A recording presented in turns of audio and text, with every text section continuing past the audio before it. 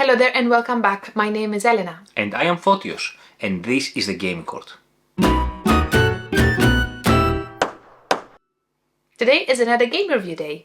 And today we're reviewing for you guys Gaia Project as well as its expansion, The Lost Fleet. And I have no idea how we didn't review Gaia Project so far. It's one of our favorite games. But I think now that the expansion is out, I said let's give it a go. It definitely has featured one of our top 10 videos at some point in our lifetimes, right? Definitely Yes. plenty of mentions. Exactly. Gaia Project is a 1 to 4 player game designed by, I apologize, Jens Drögemüller and Helge Ostertag. And this game is published by Feuerland Games, but is also published by Capstone Games. In Gaia Project, you'll try to expand, research, upgrade and settle the galaxy with one of your 14 alien species, 14 plus 4 now, so 18 of them. It's more like I would say, a very Euro-y version of a 4X game, Yes, where you try to do everything I said before. You don't exterminate very much in this game, you don't fight with each other, you fight for control, if you wish, who is going to get first in that planet, in that very... The annoyance, exactly. Oh no, where you forsaken me. But there is a lot of exploration, a lot of exploitation, yes, as Elena said. Plenty of that, isn't it? And it's a highly asymmetric game as well. The base game comes with 14 factions. 14. Yeah, it says on BGG, 14. Right. So you have a 7-player boards and 2 factions per player board, 7 colors, and the expansion comes with another 4 factions, another 2-player colors, which is fantastic. This is a quite hefty game. It's I think 4.3, 4.4 out of 5 in the BGG rating. BGG. But actually, once you have played 2 or 3 games, I think it is quite smooth in the gameplay. And we should say now that Gaia Project, we should have said that in the beginning, I think, it's part of this Terra Mystica family of games. Terra Mystica came first, then Gaia Project came, and then another game called Age of Innovation also is in the same kind of sphere. But I think we haven't played Age of Innovation. No, but we have played Terra Mystica, and this is how it started for us. Exactly. And we really liked that game. And then Gaia came out when we just played Terra Mystica, and then this came out, and we were like, oh, let's give this a go. And it was like a super match, wasn't it? Superb. The game runs over 6 rounds, where you have an objective for that round, where I think it's a very good indicator of what you can do for that round, particularly that will give you a lot of points. Plus you have 2 objectives for the end of the round, like end game scoring for the end, that will pump up a lot of your end game points.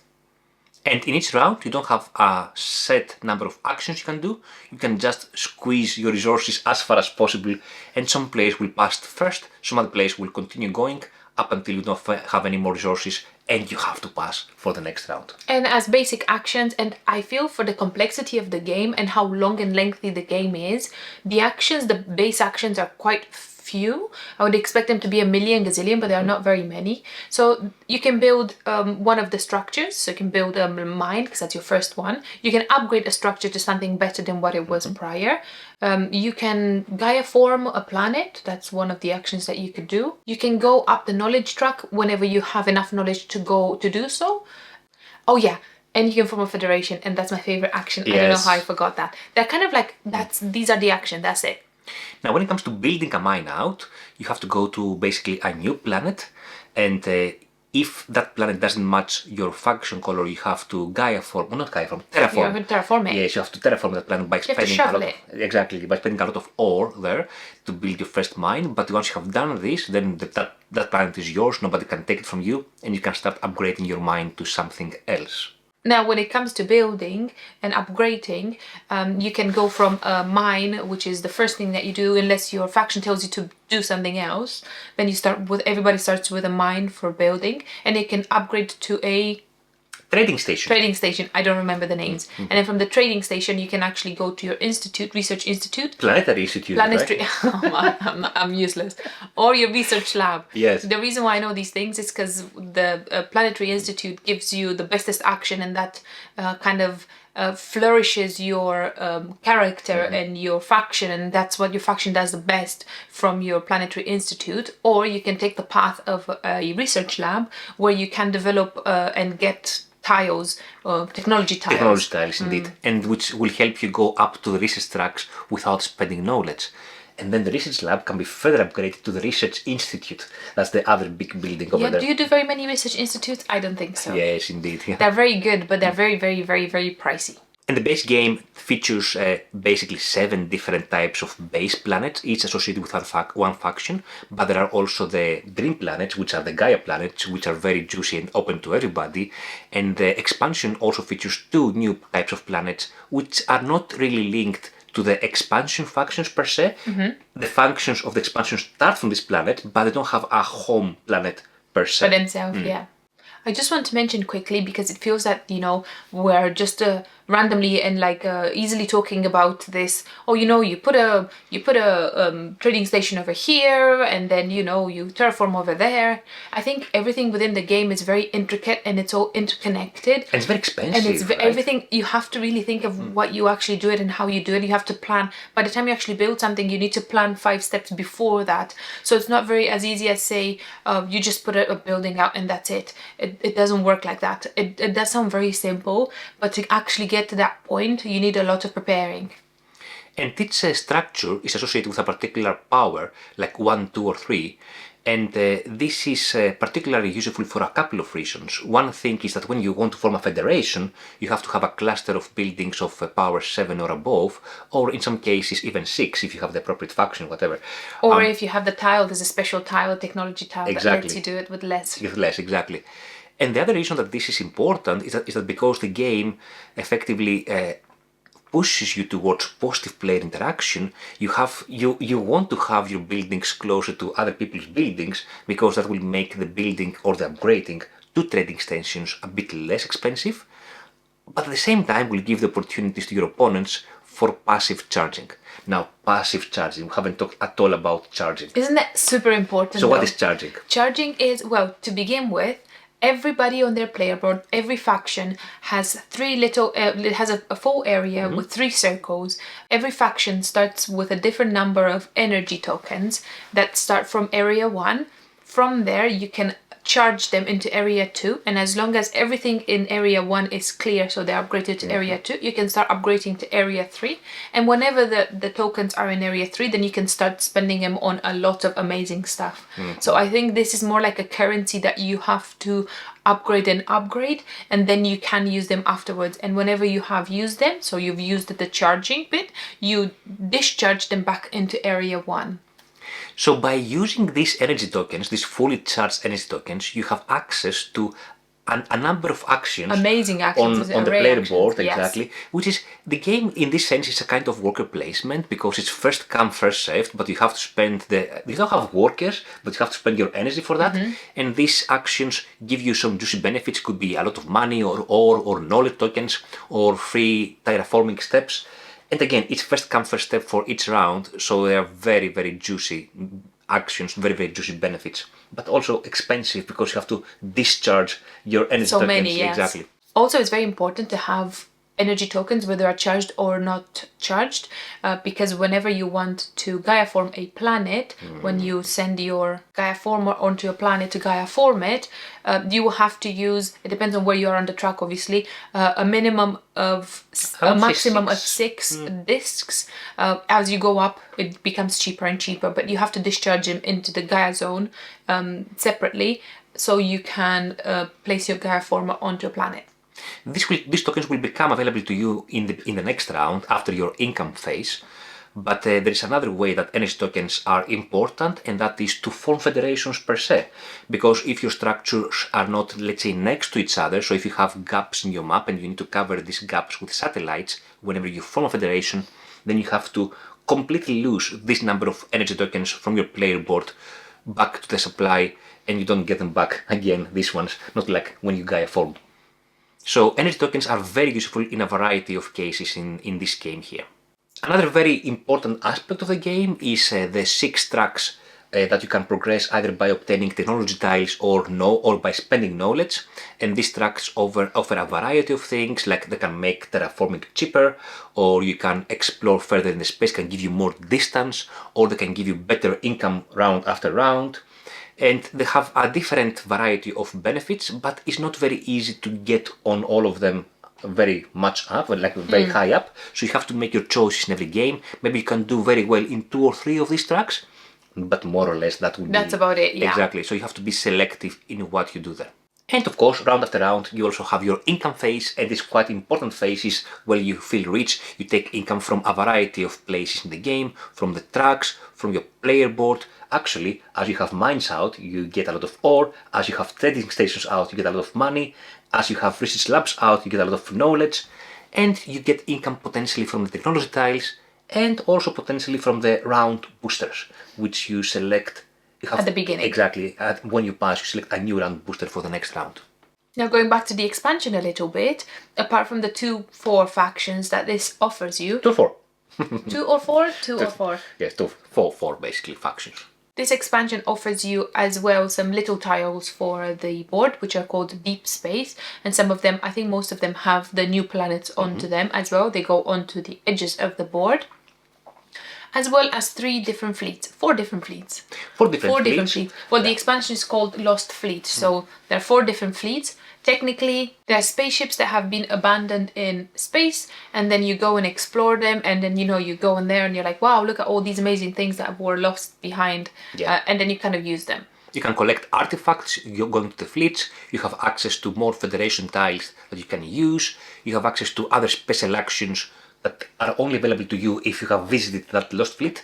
So I think it's a very nice juicy expansion which expands the game in the correct direction without taking away from the base aspect of the game. Correct. And it does something very, very good, particularly from my perspective. The game prior to this expansion, before we used to play it quite a lot, and at the bottom of the main map, on the right-hand side, there is a little corner, space, a little corner where there are some actions particularly to spend QIC for. QIC has some these green cubes, right? Cubes, yeah. They're cubes, and you can use them as an exchange in the game. You need QIC to actually build on a Gaia planet. You can use them as an exchange for distance if you need to, or you can use them as an exchange for worse resources within the game. So that's kind of what you do with them, right? It's kind of, yes. A resource that's not tracked on your... It's not really tracked anywhere, it's just an extra resource that does some extra things in the game. Now, if you collect 2, 3 or 4 of them, within that corner you have some specific actions that you could take. And Photios used to use these actions all the time, used to annoy me absolutely much. Yeah. Because they're very, very powerful actions. Like, for example, score again a tile that you've taken, like a Federation tile that you've taken, score again, bam, 12 points. And he would do that every round. So he would make a combination of QICs and these actions, and then he would win. And I think it was an unfair win because it wasn't an unfair... Let me just finish my rant, please. It wasn't a fair win. Yeah. Because he was not playing his faction, he was just playing QICs and this action. It was very frustrating. Playing the game. Anyway, indeed now, I think I agree with you in the fact that, now these actions are not readily available in the beginning of the game. They block them now, haven't they? Yeah. Yes, they have split these actions and they're available only in particular fleets, Lost Fleets, so you have to have access first to the Lost Fleet, and to have access that you have to spend distance, points, etc, etc. And it's quite expensive, exactly, isn't it? to then have access to these special actions. So they make it a bit harder to actually go to these actions. I'm happy with that. I think it's a positive change. Yes. However, they still exist though, right? The actions themselves. Well, there is one track, out of the 6 tracks that allows you to take a lot of these QICs. It's not as income, but it's like one of benefit as you progress through the track. So this is one way if you want to collect a lot of QICs to use them for these purposes. Well, if you don't know where you find the QICs, nobody else does. Now the game goes like that for 6 rounds, and as Elena said, there are 2 end of game objectives that we fight against. Like for instance, how many different planets you have colonized, or how many Gaia planets you have colonized, these kind of things, or how many sectors, segments, exactly. And apart from that, at the end of the game, we score for the research tracks. So each track has 5 levels, from 0 to 5, 6 levels that is. And if you are at level 3, 4 or 5, you will score some points. Good points. Yes, yeah. I think it's 4, 8 or 12 points, depending on where you are. And you also score for remaining resources, but this is maybe change points, not a lot of points. And of course, the person with the most points wins the game. Am I arrogant? Oh well, I like this game very much. It's a pretty good game. It's a very hefty game. But before we start our yes and nays, shall we discuss about theme and art? Theme and art. Yeah. before we played this game, I really absolutely disliked space games. I didn't like them. It wasn't for me. I don't know why. And I was like, mate, what am I supposed to understand? Like, you know, because it's like sci-fi, and it's like my brain doesn't work sci-fi wise. And then we played this game, and I was like absolutely baffled by it, and I like it, and I like the color palette, and now I like space games. And I have to say the art is not there a lot. I mean, there is some art on the player board with the factions, with how the factions are depicted. But what I do like about this game is the production. And when I say production, It's I mean amazing, isn't it? the components, the buildings. They're kind of some sort, I would say, plastic, but it's not very hard plastic. It's like more like a rubbery plastic. Yeah, exactly. I don't know what Which it is is. very, it's not as rubbery as, let's say, Everdell Blueberry Resources or whatever it is, but it's a nice plastic and nice molds of the buildings and the training stations. They are the same across all factions, so they're not different molds, no different shapes. I mean, let's be honest though, like I think this was one of our first games where we played with like little figurines and like yes, little yes, buildings yes. and stuff like that, and it looked so good, and the colors are so vibrant, and I think the art is a bit cartoonish, but it kind of fits very well with everything. I really like it. Now, rulebook and game length. Rulebook is actually quite good in both the base game and the expansion, with a lot of appendices to exactly see what each faction does and what each style does, and the actions are very clearly described in both rulebooks. Game length, I think the game at a two lengthy players, game. it's a lengthy game, it's a hefty length game. At 2 players, I would say, if you are familiar with the game, it will take you maybe an hour and a half, maybe towards 2 hours if you play with expansion. Obviously a little bit more with more players. It depends also if the players are fast or slow. I got you there. I mean, my actions are fast because I just spent QICs, right? Go up the track, get your Exactly. Anyway, but it is an amount of time that you would expect from a game of this heftiness, yes. Yeas and nays now. Yeas and Okay, yes and nays. nays, yes. Do you want to start or do you want me to start? You start. I am very happy that this game introduced me to sci-fi kind of space games, and now I like space games. Oh, that's your yay. That's my first yay. Yes, I like how the games makes you feel desperate for resources, try to maximize, try to squeeze the lemon as much as possible to get the most juice out of it, try to use the extra remaining credit. How can I have an extra credit? Maybe I can discharge one token to get the extra credit I need to build another mine or another trading station. So trying to go further and further in each round to do more stuff. This is what I like about this I game. know it's just, you're squeezing your brain for that little amount, you know, and then you know you manage to do it, and then everything cascades into something else and something else. It's absolutely incredible, very well done, very intricate, and it's very well intertwined, isn't it? Exactly. Very, very well. My next yay is obviously the asymmetric powers. This is how I fell in love. I think this game is kind of gave me a lot of new things, new experiences, and I think this is where I've actually understood that I like asymmetric powers very, very much, and that this is one of those games that if you don't play your asymmetric power, you're not going to win the game. You have to play your faction. You have to, otherwise there's no reason to play the game.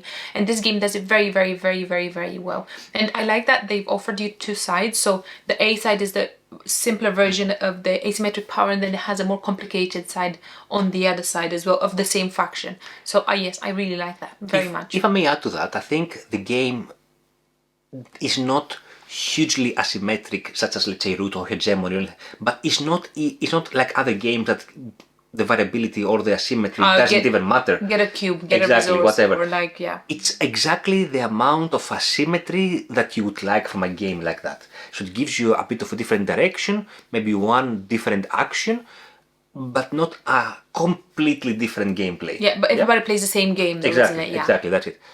Another yay from my side is actually a yay for the expansion. As you may know, Elena and I are not big fans of the expansion, and to be honest with you, I was not very warm of buying this expansion. I think Elena was warmer than me. Yeah, I was like, yeah, let's do it. Yeah, and I think I really like the expansion, the way it integrates with a game. It does make an excellent game even better, if that's possible. Gaia Project features our personal top 10s anyway. Every time, yeah. But I think with this expansion it becomes even better with the Lost Fleets. It's a very well integrated expansion that gives a bit of vertical, but also a bit of horizontal, if you wish, space in the game. Or vertical in the sense of more functions, but also horizontal changes in the sense of the fleets and stuff. I'm not entirely sure, because now if I mention everything, like, well, I like the fleets, where I like that the actions have been split across, or I like that they give you over. Oh, I like part of the expansion that I like very much is that some of the actions on some of the fleets give you, let's say they give you some terraforming spaces, but you spend, instead of spending whatever you're meant to spend, for example, let's say charge discs, you can spend a combination of things, like you can spend money, for example, credits. Yes, or correct. they've kind of changed the currency a little bit here and there, so it gives you more access and it gives you more variability to actually spending to get some same actions. I like that very much. I like the sandboxy aspect of the game in the sense that there are a lot of things to explore there. There are a lot of many different strategies. With regards in particular to how you go up to the research tracks, which tracks you want to excel at, that will also determine the strengths in your game. If you want to do more terraforming or more distance, if you want to go for one big federation or three smaller federations. So all of these aspects in the game, the sandboxy aspect of this game, I really love it. I think I'm going to stop with the yays because there's so many yays in the game. You can go I with think nays, yes. Overall, I think I like the game so much that most of it is just a yay. But I think it's going to be funnier to just go to the nays. Let's go to the nays. Do you have a nay? I do have a nay. I have a nay as well. Go for it, go first. My first nay is, why is the Gaia planet green and not pink? Like the whole game and the theme is like pinkish, like purpley, like this. And then there's a planet that's called the purple planet. What's it called? Transmit planet. Transmit planet. And then there's a Gaia planet that's a green planet. And why is one called the other and the other one is called the other? The purple becomes green, so the Gaia former basically converts the Transmit planet to a Gaia planet. Yeah, but then inside the Gaia track on the 6 tracks, it's purple, as well as the Transmit planet. Because the green track is the QIC track, which is the green resource. No. It's way too confusing. I don't understand that. I always get upset about it. I don't know why they made it the other way. Anyway. It makes no sense. It makes zero sense. My nay is that I don't think this is a game that I would be happy to teach to new players. Yeah. Not necessarily because I'm afraid of the teach, I'm happy to do the teach, but because I think once you have played this game a few times, you are definitely going to dominate your Just opponents. decimate people, yeah. Exactly. And this is not fun to watch. You're just going to give them a bad experience. Yeah, right? I mean, I'd much rather teach the game to a group of 3 or 4 and then step aside and be the referee or something like that, rather than play with a bunch new of players. Again, I think it's a very good game, but once you have a few games under your belt and you know how the system works, you have kind of an unfair advantage. My next nay. Nay. I thought it was a nay to begin with, but then we discovered. So we've been playing Gaia since Gaia actually came out, and during some of the plays, I got very upset because I couldn't actually find a path to build and develop federations. That's not an A for the game, though. Well, I'm going to say it because, and I don't know what, maybe it doesn't mention into the main rulebook. Yes. Because nobody yeah. remembers this thing. So Yeah. apparently you are allowed as the second player. As the last player. As the last player, we second because we normally play in 2. We play in 3, sometimes 4, but very rarely. So as the last player, you are allowed, after the hexes have been put onto the map, onto the board, as the board, you can take the hexes, all of them, and like kind of rotate them as you wish. And you know, that would have made so much sense in most of the games that we've played, and I wouldn't have gotten upset at that point. But now with the expansion, it mentions it in there, so I don't know whether it's not a well-known thing, because I don't think anybody know. Like, we've asked people and they're like, no, I didn't know that. Yeah, maybe we have missed it in the main rulebook, but the rulebook expansion says, as in the usual game, the last player is allowed to rotate the sectors. But yeah, I mean, this is not really an A for the game. Not for the game, yes. but I think it was not made clear to begin with, but the expansion does it, so it's a kind of a bitter yay. And there are different ways to go with this game when it comes to, let's say, setup. Like, you can select your factions, and you can do this, let's say, from last player to first player, and that's another way to, let's say, I don't rotate the sectors, but I'm actually selecting what I'm going for first, or it can randomly assign the factions to players and then let them decide between side A or side B, that is, which of the 2 sides of the board.